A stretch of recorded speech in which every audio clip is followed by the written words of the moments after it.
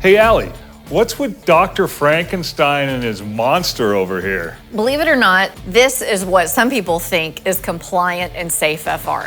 Non-FR patches, rips and tears. This is how your FR program falls apart at the seams. Let's get into this. How and when to replace your FR, and why prolonging it beyond its useful life is not just a no-no. It's a what in the FR.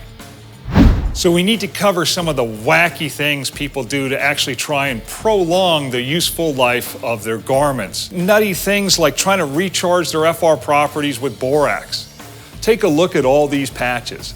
If this was a tire, would you put that on your car? Thermal energy is looking for the weakest point in that garment.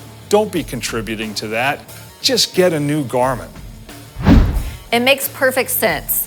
You want to extend the life of your FR garment. It's expensive, but at what cost? That's why investing in the best construction in the first place is really the key. Also, for our oil and gas friends, there's only so much exposure you can have to flammable oils and gas before the garment is no longer safe. So here's a test for you. Have someone sniff the garment.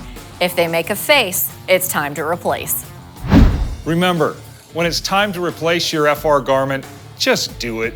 You only get one chance in an arc flash or a flash fire. And remember, that thermal energy, it's looking for a way in. It's looking for something to burn. Don't let that burn be you.